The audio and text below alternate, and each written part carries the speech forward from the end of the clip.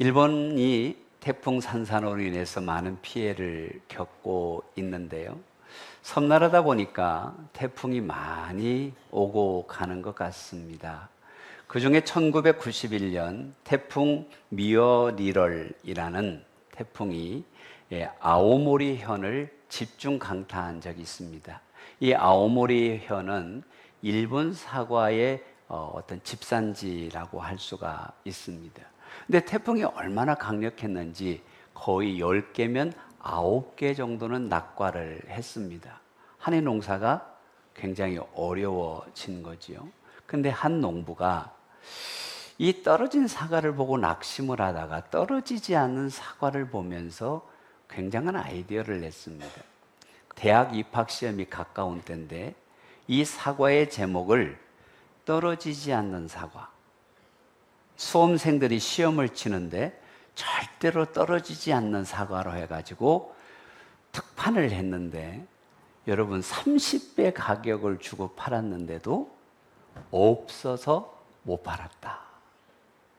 발상의 전환이죠. 어떤 관점을 볼 것이냐, 떨어진 낙과를 보면서 마음에 슬퍼하고 힘들어할 것이냐, 아니면 뭔가 새로운 희망을 보고 소망을 노래할 것이냐라는 관점을 이야기해 주고 있습니다. 안목이지요. 오늘 본문을 보면 다윗의 식가온이라는 표현이 있습니다. 이 다윗의 식가온이라는 게 뭐냐면 격정이 일어났다. 분노가 일어났다. 마음에 큰 고통이 있다라는 다윗의 상황을 이야기하고 있습니다. 그 표제를 보면 베냐민 사람 구시의 모함 때문에 지어진 시. 그러니까 베냐민 지파의 구시라는 사람이 다윗을 향해서 엄청난 모함과 그 말로 인하여 다윗이 굉장히 분노할 때에 지은 시다라고 이야기를 하고 있습니다. 성경은 다윗을 하나님의 마음에 합한 사람, 하나님을 기쁘시게 한 사람, 다윗의 길, 믿음의 모델이라고 표현을 하지만 그분도 역시 우리와 함께 감정이 있고 기분에 따라서 무언가 변화가 심각해질 수 있는 똑같은 육신을 갖고 있는 분이지요. 우리가 가끔 다윗처럼 억울할 때, 예매의 고난을 당할 때, 분노가 일어날 때 어떤 믿음을 가져야 할까? 그것을 보여주고 있는 것이 본문이라고 할 수 있습니다. 어쩌면 다윗은 떨어지지 않는 사과처럼 믿음으로 하나님을 붙들고 하나님의 은혜 가운데 머문 사람인데 그 첫째로 용서하는 믿음, 용서하는 믿음을 가지라, 용서하는 마음을 가지라라고 말하고 있습니다. 여러분 지금 다윗의 마음속에 뭐가 일어났다고요? 분노가 일어났습니다. 억울한 분노입니다. 그러면 보통 사람들을 붙잡고 미주알, 고주알 이야기하죠. 그럼 그걸 듣는 사람은 그래 자기 말이 맞네, 그런 것 같네, 도대체 뭔 일이야 하면서 관심을 갖는데 다윗은 조금 사람의 방법과 다른 모습을 보여주고 있다라는 것입니다. 이 시편 7편에서 보여주고 있는 다윗은 오직 하나님을 향하여 하나님을 바라고 하나님께 기도했다. 뭐 했다고요? 기도했다. 1절 말씀을 한번 보겠습니다. 시작. 여호와 내 하나님이여, 내가 주께 피하오니 나를 쫓아오는 모든 자들에게서 나를 구원하여 내소서. 아멘. 사람에게 말하지 않습니다. 사람에게 피하지 않습니다. 하나님을 바라봅니다. 하나님을 의지합니다. 하나님 구원해 주세요. 하나님을 주목합니다. 하나님을 향하여 기도합니다. 한마디로 하나님은 아시잖아요. 내 억울함 아시잖아요. 내 답답함 아시잖아요. 여러분, 제가 믿기는 하나님을 향해서 하나님 아시죠? 라고 기도할 수 있는 사람은 억울한 상황에 염려할 필요가 없습니다. 하나님이 아시니까. 아멘이죠? 하나님이 아시니까. 억울한 일을 당해 하나님께 나아가 기도하면 우리의 믿음의 인격이 넓어지는 것 같습니다. 문제 위에서 관망하면서 하나님을 볼 수 있게 되는 것이죠.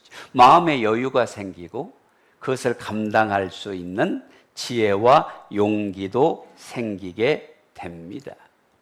그러므로 우리에게 비난이 다가올 때, 거짓된 모함이 다가올 때 우리가 하나님을 만날 기회다. 하나님을 경험할 기회다. 하나님을 가까이 하게 되시기를 바랍니다. 그런 사람은 믿음으로 하나님 앞에 기도한다. 그런데 다윗이 기도하는 것으로 끝나는 것이 아니라 17절에서 나는 하나님을 찬양하겠다라고 선언을 하고 있습니다. 같이 한번 읽어볼까요? 내가 여호와께 그의 의를 따라 감사하며 지존하신 여호와의 이름을 찬양하리로다. 하나님 앞에 오히려 감사하고 하나님을 찬양합니다 라고 말하고 있습니다. 그는 속도 없는 것 같죠? 그죠? 보통 사람이 아닌 것 같죠? 그런데 다윗도 보통 사람인데 그가 믿는 구석이 있었기 때문입니다. 지금 그 사람이 모함을 하고 비난을 하고 나를 함정에 빠뜨린 것 같은데 오히려 영적으로 보면 비난하는 사람이 함정에 빠진 것이다. 그게 15절에 있는 말씀이지요. 그가 웅덩이를 파 만듦이여 제가 만든 함정에 빠졌도다. A라는 사람을 비난하고 있는데 B라는 사람이 A라는 사람을 비난하고 있는데 A가 함정에 빠진 것이 아니라 하나님이 보실 때는 모함하는 사람이 비난하는 사람이 함정에 빠진 것이다. 여러분, 세상을 바라보면 의인이 애매하게 고난을 받는 것처럼 보일 때가 있고 악인이 잘 되는 것 같을 때가 있습니다. 그러나 하나님 앞에 기도를 심고 하나님을 바라면 오히려 악인은 사망의 열매를 거두고 의인은 생명의 열매를 거두게 될 줄로 믿습니다. 왜 그럴까요? 하나님은 살아계시고 역사의 주권자시고 심판자이시기 때문이라고 기자가 고백을 합니다. 8절을 한번 읽어봅시다. 시작. 여호와께서 만민에게 심판을 행하시오니 여호와여 나의 의와 나의 성실함을 따라 나를 심판하소서. 아멘. 지금 하나님을 누구로 고백합니까? 만민에게 심판하시는 분, 만민을 다스리시는 분이 우리 하나님이십니다.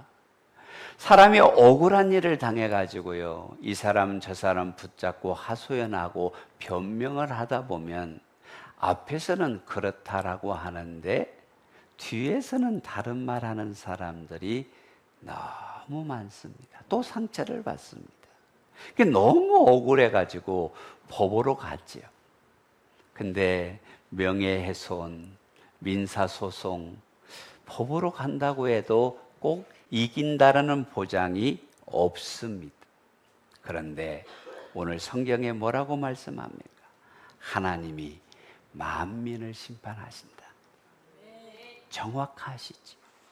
오차 없이 하나님께서 판단해 주시는 것입니다. 그래서 시편 기자는 6절에 이렇게 말합니다. 여호와여 진노로 일어나사 내 대적들의 노를 막으시며 나를 위하여 깨소서. 주께서 심판을 명령하셨나이다. 네 개의 명령령이 있는데 하나님이 일어나소서, 막아주소서, 깨소서, 명령하소서. 무슨 말입니까? 하나님이 전사와 심판자로 일어나셔서 나를 공격하는 자들을 막아주세요. 깨주세요. 하나님이 일어나세요. 그리고 명령하세요라는 말은 이것을 좀 우리말로 바꾸면 주님이 재판해 주세요. 자, 여러분, 억울한 일이 없는 사람 드뭅니다. 답답한 일을 당할 때가 있습니다. 그럴 때 분명하게 고백하셔야 합니다. 하나님이 재판하신다. 하나님이 판단하신다. 하나님이 아신다. 근데 판단하는 정도가 아니라 11절에 하나님은 의로운 재판장이시며 매일 분노하시는 하나님이시다. 죄에 대해서 분노하시고 죄에 대해서 판단하시는 의로운 하나님이시기 때문에 내가 예매의 고난을 당한다면 품풀이하지 마시고 하나님을 바라고 하나님께 기도하고 하나님께 맡기십시다. 근데 이 하나님의 응답이 좀 천천히 올 때가 있거든요. 그럼 사람들의 마음이 답답해. 근데 성경에 두려운 말씀이 있어요. 걱정하지 마. 내가 칼 갈고 있다.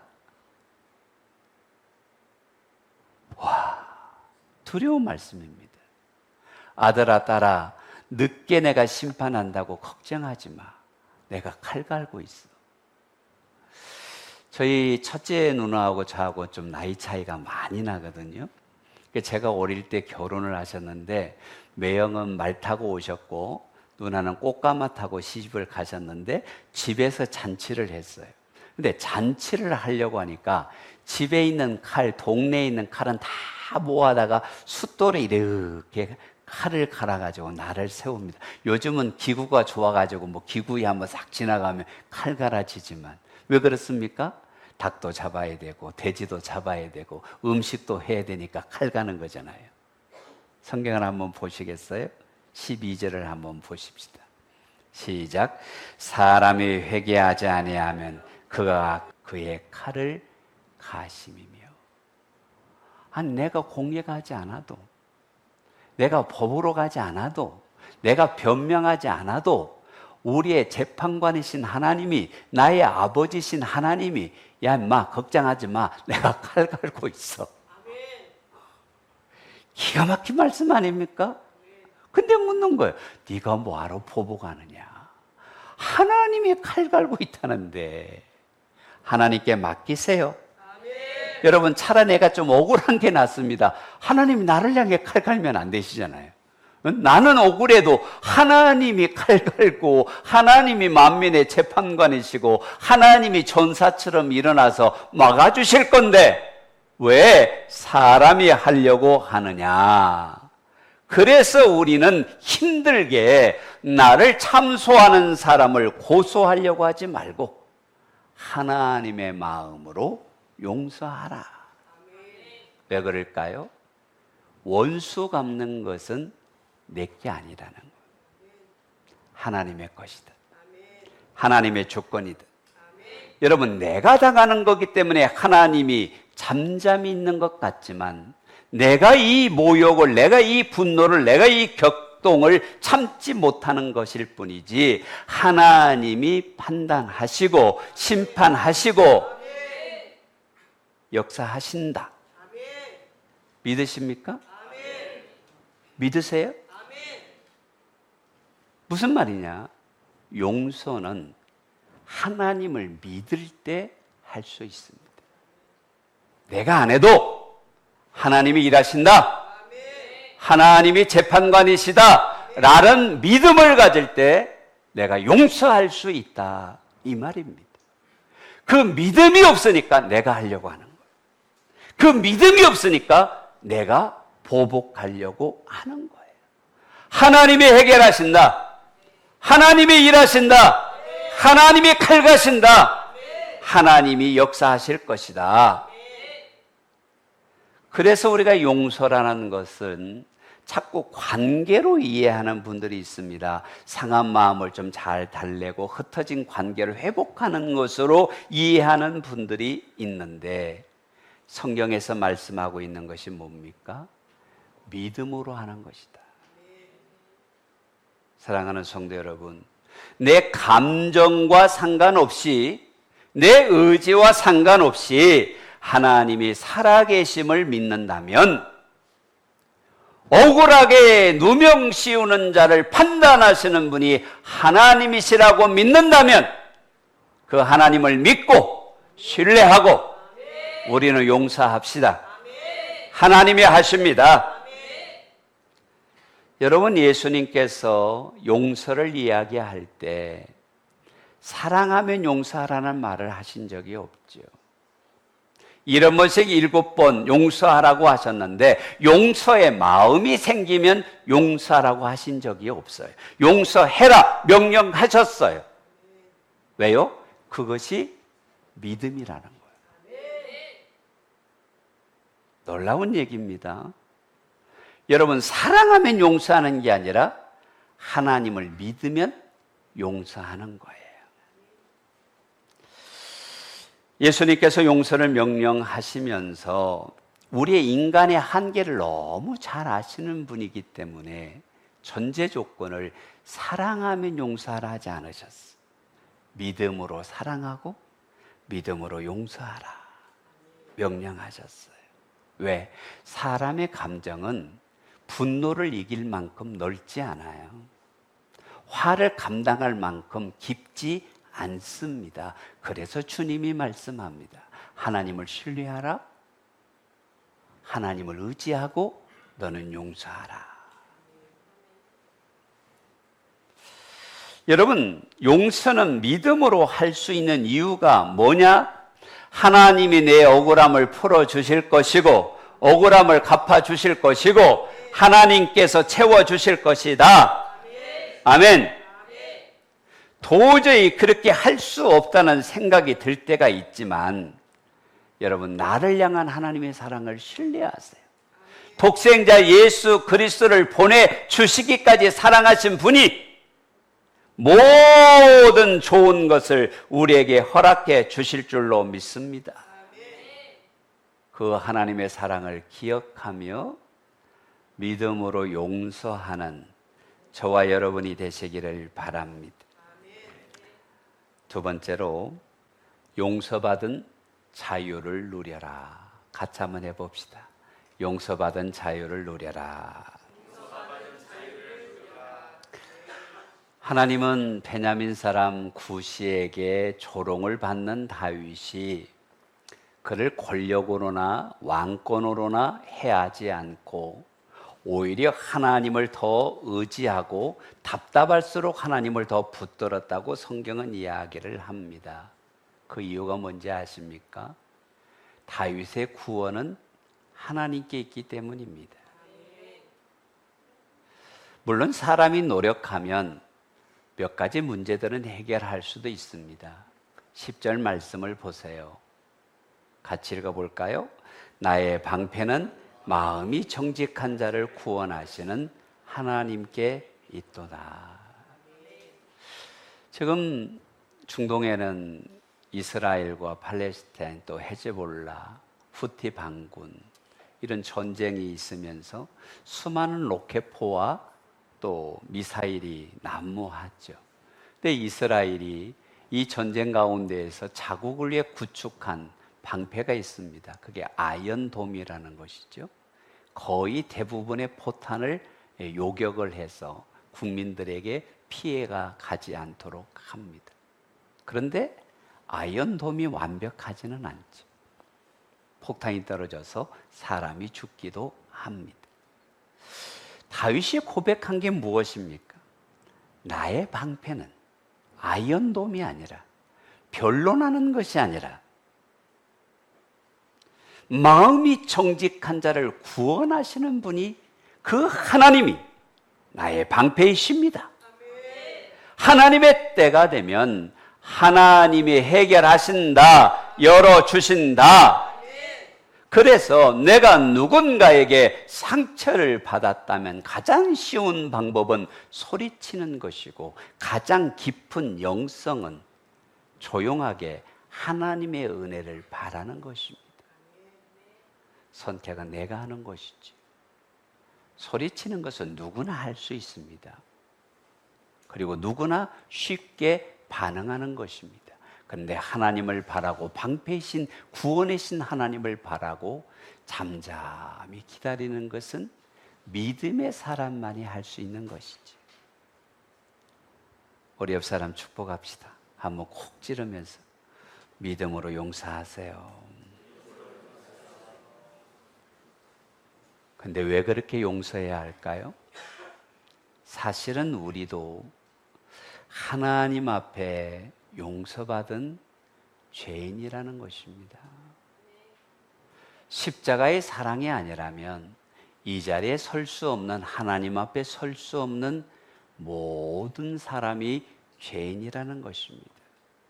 저는 8절 말씀을 다시 보면 여호와께서 만민에게 심판을 행하시오니 여호와여 나의 의와 나의 성실함을 따라 나를 심판하소서 말씀하시는데, 하나님의 잣대로 나를 들여다보면 완전한 사람이 누가 있습니까?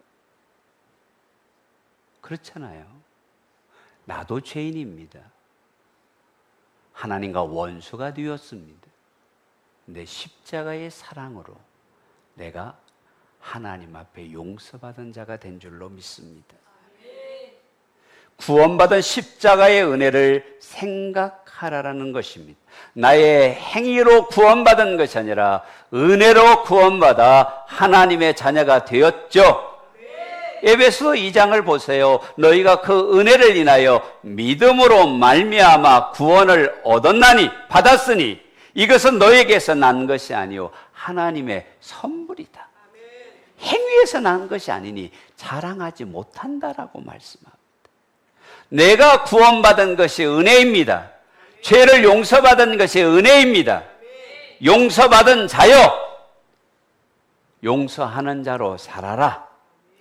그런데 더 중요한 것은 아직도 우리들의 마음속에 용서받은 자로서 자유를 누리고, 죄의식으로부터 자유를 누리고, 괴롭게 하는 죄책감으로부터 자유를 누려야 하는데, 많은 사람들이 주님 안에 있지만 여전히 죄의 종노릇, 아니 죄책감을 갖고 있는 자들이 많이 있다라는 것입니다. 여러분, 죄책감의 사전적인 의미가 뭐냐면 잘못에 대하여 책임을 느끼는 마음이 죄책감이거든요. 근데 영적으로 보면요, 하나님께 사함받은 죄들을 내가 안고 있는 것이 죄책감이라는 말이에요. 하나님이 이미 우리 죄를 십자가 위에서 다 과거와 현재와 미래의 모든 죄를 사하셨죠? 믿으십니까? 근데 여러분 안에 죄책감이 없습니까? 없어야 합니다. 사함받은 자유를 누려야 합니다. 근데 죄책감이 있다라는 거예요. 그래서 우리가 죄책감에서 벗어나려면 우리의 죄를 하나님 앞에 고백하게 되시기를 바랍니다. 내어놓게 되시기를 바랍니다. 어느 날 목사님과 스님께서 대화를 하시는데 스님이 자기의 의의를 엄청나게 자랑합니다. 나는 한 번도 짐승 한 마리 죽여본 적이 없다. 맞는 것 같은데 뭐가 아닌 것 같아서 목사님이 스님 물 한 잔 드시지요 하고 잠깐만요, 그 남은 물을 현미경에 한 방울을 똑 떨어뜨렸어요. 스님, 현미경을 한번 보세요. 현미경으로 봤더니 그 안에 수많은 미생물이, 스님께서 물을 드시는 그 순간 수많은 생명을 잡수시고 계신 것입니다.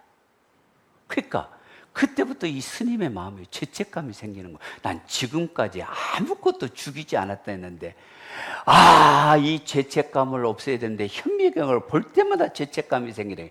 딱 생각이 났어요. 현미경을 뽀사뿌어.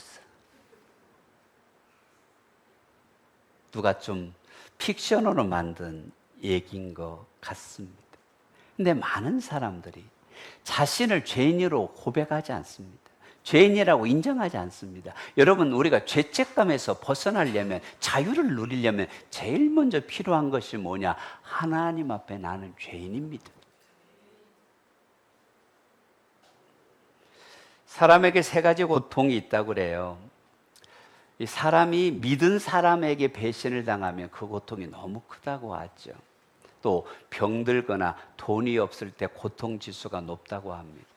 세 번째가 뭐냐면 죄를 회개하지 않는 양심의 고통이 엄청나게 크답니다. 요즘 가끔 뉴스를 보면 그런 거 하잖아요. 내가 문방구에서 연필 한 자루 훔쳐갔는데 30년이 지나서 이게 너무 고통스러워서 연필값을 내가 갖고 왔습니다. 그러니까 죄를 안고 사는 고통이라는 것이 우리 안에 그만큼 크다라는 거예요. 우리가 하나님 앞에 의인이 되기 위해서, 죄책감에서 해결되기 위해서 제일 먼저 필요한 것이 뭐냐? 나도 죄인이었고 내 죄의 문제가 해결되어야 하고 십자가를 통해서만 해결될 수 있으니 주님 나를 긍휼히 여겨주세요 라고 회개하는 것입니다. 그런데 죄를 갖고 있는 사람들의 특징이 뭐냐면 이 죄를 정가를 시키거나 은폐를 하려고 합니다. 합리화를 하려고 합니다. 여러분, 아담이 죄를 지었을 때 뭐라고 했냐면 하나님이 주신 하와가 내보고 뭐라 했다 아닙니까? 정가를 합니다. 하와는 어떻게 합니까? 뱀이 먹으라 했다 아닙니까? 정가를 합니다. 그리고 하나님이 나타나니까 어떻게 합니까? 두려워서 숨었습니다. 은폐를 하려고 합니다. 여러분, 우리가 주님 안에 영적인 자유, 죄사함의 자유를 누리려면 나를 있는 그대로 인정하고 그 죄를 고백하며 하나님의 은혜 아니면 살 수 없사오니 나를 불쌍히 여겨 주시옵소서 회개하고 고백할 때 우리는 죄에서 자유해질 줄로 믿습니다.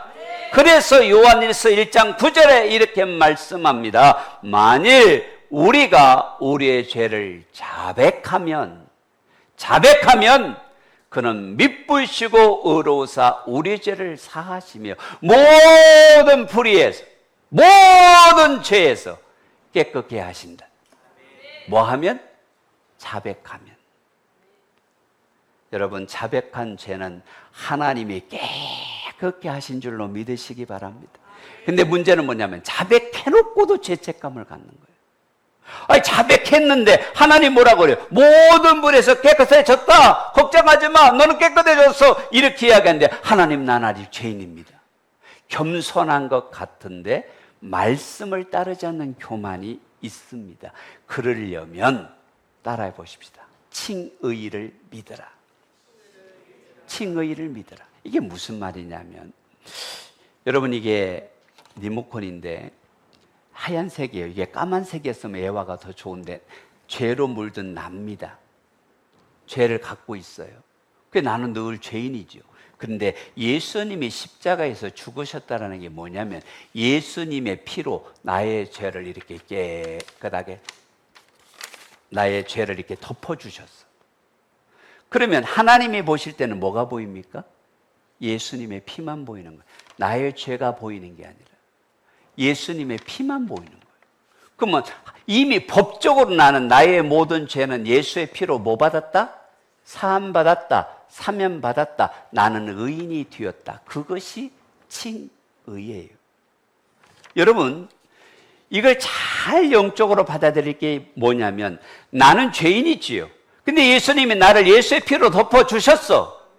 하나님이 보실 때는 의인이야. 예수의 피로 대가를 지불했으니까, 예수의 피로 사함 받았으니까.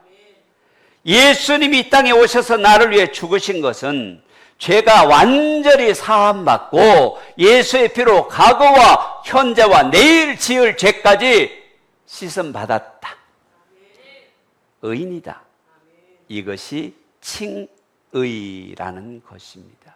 이렇게 예수 안에 있으면 시편 103편에 이렇게 말합니다.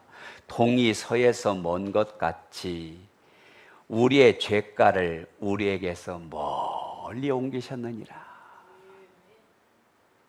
여러분, 돈과 선은 만날 수가 없습니다. 하나님이 보실 때에 우리가 지은 모든 죄는 예수의 피로 말미암아 다 사하셨다. 이사야 1장 18절에 있는 말씀이 뭐예요? 오라 우리가 서로 변론하자. 너희 피가 주홍 같을지라도 눈과 같이 희어질 것이요 진홍같이 붉을지라도 양털같이 희게 되리라. 여러분의 죄가 아무리 커도 예수님의 피로 회개하고 믿음으로 나아가는 자는 눈과 같이 희게 되고 양털같이 희게 됩니다. 할렐루야. 그래서 예수님 안에 있는 것이 중요한 것입니다. 로마서 8장 1절을 보면 정말 중요한 약속이 있죠. 우리 함께 읽어봅시다. 시작. 그러므로 이제 그리스도 예수 안에 있는 자에게는 결코 정죄함이 없나니 이는 그리스도 예수 안에 있는 생명의 성령의 법이 죄와 사망의 법에서 너를 해방하였음이라. 아멘. 아멘. 예수님 안에 있으면, 십자가의 은혜 안에 있으면, 내 죄를 그 십자가를 의지하고 고백하면 정죄함이 없다. 동에서 서로 옮겼다. 눈과 같이 희게 되었다. 선언하는 줄로 믿으시기를 바랍니다. 내가 죄책감 때문에 영적 침체에 빠지는 거예요. 내가 받은 은혜 안에서 죄에서 자유를 누리는 우리가 되시기를 바랍니다. 그렇다면 내가 이런 은혜를 받았으니 십자가의 사랑으로 용서하라는 것입니다. 하나님이 하실 줄로 믿고, 그래서 용서는 무엇이다? 사랑이다가 1번이 아니에요. 믿음이라는 거예요. 아, 그렇구나. 믿음이 있으면 하나님이 재판관이시니, 하나님이 칼 갈고 이거 너무 두려워. 하나님이 칼 갈고 계시니 내가 하나님을 믿고 용서하자. 우리 백향목 성도들이 믿음으로 용서하고 사랑 안에서 용서받은 줄 알고 영적인 자유를 누리는 복된 자들 되시기를 주님의 이름으로 축복합니다.